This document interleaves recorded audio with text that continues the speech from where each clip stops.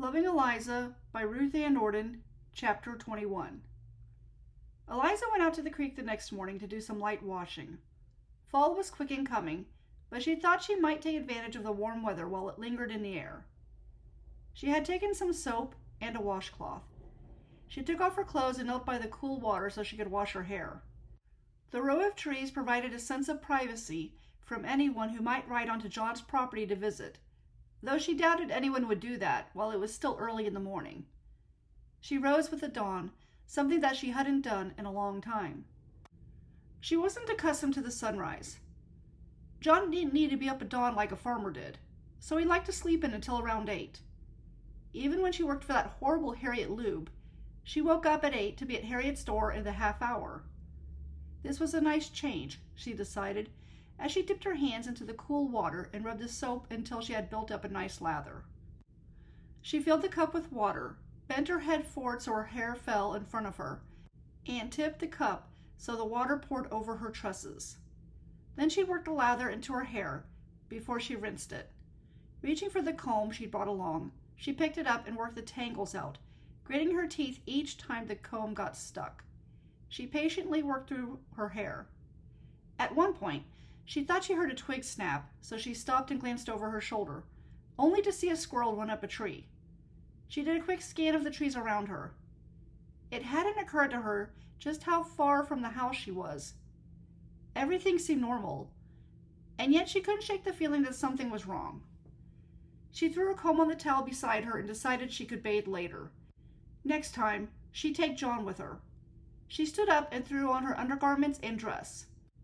Just as she was finishing her top button, she turned around and saw Troy standing in front of her. She gasped and nearly fell back. As soon as she caught her footing, she grabbed her comb and pointed the sharp edge of the handle in his direction. The edge really wasn't all that sharp, but it would do.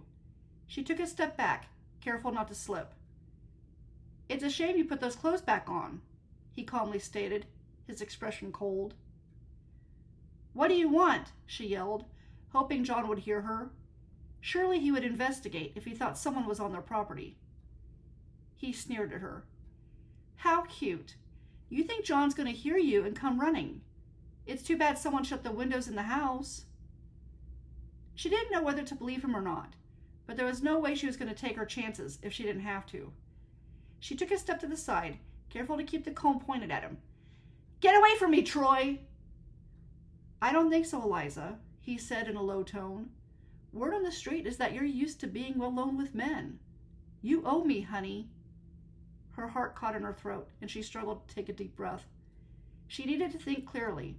Now was not the time to panic. "Stop it! Get out of here!" She took 2 steps closer to the house, but the house was still too far. She didn't dare turn her back on him. She needed to keep the sharp edge of the comb on him. It could be the difference between him succeeding in what he had come to do and her getting away. He chuckled. "Yes, ma'am. Just because you tell me to do something, I should do it." He lowered his hands and undid his belt buckle. "You were supposed to stay with me during that dinner at the Custer house, but you bailed on me so you could marry John. Do you really think I'm going to let you off the hook for that?" He approached her. Her hands started to shake and flashbacks came at her, full force. She took a deep breath and steeled her resolve. No, she wasn't 14 and he was not her uncle. It didn't have to end the same way. She took another deep breath and screamed at the top of her lungs. Then she stumbled backwards, toward the house, but not daring to keep her focus off of the beast in front of her. He lunged for her and she sidestepped, so that he tripped on the tree root that had been at her foot. Still screaming, she tightened her grip on the comb and bolted for the house. How much time did she just buy? A few seconds? That was all, but she was going to use those few seconds to her advantage. Adrenaline shot through her as her bare feet ran over the rocks and sticks that jabbed at her. Flesh wounds. She could tend to those later. She heard him get up and glanced back to assess how much distance she had gained. Not enough. Screaming while she was running was making it hard for her to breathe, but she figured it was her best offense. If John heard her and came to her, she said a quick prayer that it would work. She hadn't screamed before, and her uncle had succeeded, so she had to scream now. She glanced over her shoulder and saw that Troy was ganging on her. She gasped for air and got ready to scream again when he plowed into her. "Listen, you little whore," he seethed as he slammed his hand over her mouth so she couldn't scream anymore. Tears stung her eyes, but she couldn't give up. She had to keep fighting.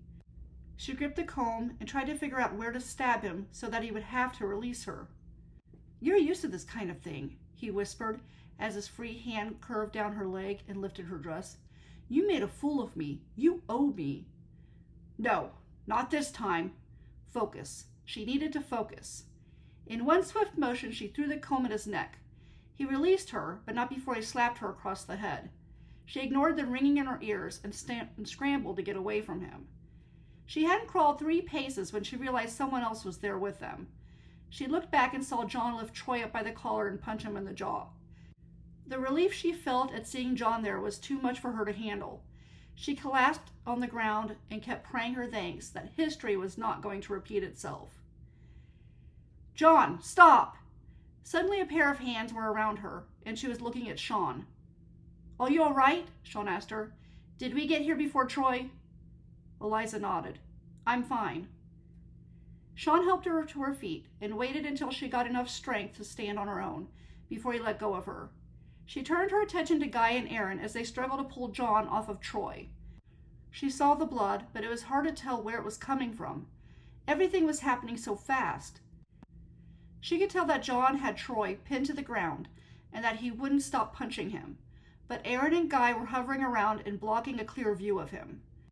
They kept yelling at John to stop and grabbed for him. "It's a good thing we came when we did," Sean said, not taking his eyes off of his brothers. She sobbed into her hands. "This is all my fault." "Why do you say that?" "Because I let him take me to Charity Custer's party. I should have said no." "Troy's taken other ladies to parties and other social gatherings," Sean began, "but he never tried to assault any of them. I hate to say this, but I think it was because you married John and were a lady of ill repute." She took small comfort in that. Maybe there was nothing she could have done to avoid it. Maybe it would have just happened because she had been a prostitute, and he had figured that it meant she could be intimate with any man who wanted to be with her that way. Aaron and Guy finally succeeded in pulling John off of a battered Troy, who was barely moving in the grass. She had a sudden urge to go over to him and kick him in the face, but refrained when she realized that her comb had landed right into his throat. Once a bloody and winded John settled down, Aaron knelt beside Troy and pressed his fingers to the side of his neck. He looked up at the group who was watching him. "He's alive, but we need to get him to a doctor. Then we'll have to report this to the marshal." He turned his attention back to Troy. "Why did you have to go and do something stupid like this?" He stood up, and Guy helped him lift Troy. Glancing at John and Eliza, he said, "We saw what Troy was trying to do. We'll back up your story to the marshal." Beside her, Sean gave a heavy sigh but joined his brothers as they made their way back toward the house. Still trembling, she walked over to John and wrapped her arms around his waist. He held her tightly against him and kissed the top of her head. She closed her eyes and reminded herself that this time she had taken the necessary steps to defend herself. She had learned to fight back. "You heard me screaming, didn't you?" she asked John. She felt him nod. "Thank you for coming." He took her hand and pressed it against his chest where his heart beat, steady and strong. "I love you too," she whispered. He then led her to their wagon to get ready for their trip to town. They followed his brothers, and John kept his arm wrapped around her shoulders the entire time. She sensed his anger and rage still within him. And all the time she had known him, she couldn't recall a time when he'd been this furious. But given the circumstance, she really couldn't blame him. Somehow, they would make it through this. Troy had not succeeded, and that counted for a lot. When they reached the doctor's office, they waited as Aaron and Guy took an unconscious Troy in to seek medical attention. A part of her wished that her aim had not been off. She had wanted to kill him, anything to stop him. And even as she struggled to forgive him, she realized that this was going to take time. She couldn't simply will her anger away. It was good that he lived. How else would he get a second chance? If they prayed for him, maybe he would call on God. Or maybe not. Everyone had to make that decision in their own time. As she thought over her life, she realized that she couldn't control what others thought or did. All she could do was control what she did. The revelation struck her so suddenly that it shocked her, and in that moment, she felt freer than she had since the day before her parents died. Somehow, some way, she knew that everything was going to be all right. God had not abandoned her all those years ago, and though she had no idea how he could allow her uncle to mistreat her, she had to put her faith in him. The fact of the matter was that evil was in the world, and as long as it was, bad things were going to happen. It was just like Preacher Peters told her before she left Omaha. God would find a way to work good out of any of the bad things that had happened. Sometimes it happened right away, and at other times it took longer. And here she was with John. She hadn't hoped for marriage when she stepped off that stagecoach. See, she certainly hadn't hoped for someone like John to come into her life. Oddly, she considered that if she had to go through everything again that she had gone through in order to be with John, she would. She took his hand in hers and squeezed it. Aaron came back out. Guy is going to help the doc, but it looks like you got his larynx, he told Eliza. He'll live, but he won't talk ever again. He looked at John. Are you ready to see the marshal? John nodded. They waited until Aaron got on his horse and followed him to the jail, where Ralph was doing some paperwork. He looked up as soon as the four of them entered. Howdy, he called out. Then he blinked. What's going on? John, is that blood on your shirt? Are you hurt? No, Aaron quickly said. But Troy is. Look, Troy just assaulted Eliza, and we came to find out what's to be done about it. Ralph grabbed a chair from the vacant cell and put it in front of the other two chairs in front of the desk. Then he motioned for Eliza to sit in his chair, but she declined. She went to stand behind John as soon as he sat down.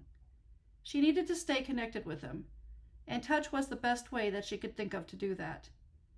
After she gave her story, John wrote down his, and Sean and Aaron supported what she and John had said. Ralph leaned back in his chair and shook his head. I always thought there was something off about that boy. All right, there's no need for the judge in this case. He'll have to go to jail in Sioux Falls. She relaxed. At least he wouldn't be in their town anymore. She noted that John's shoulders also relaxed.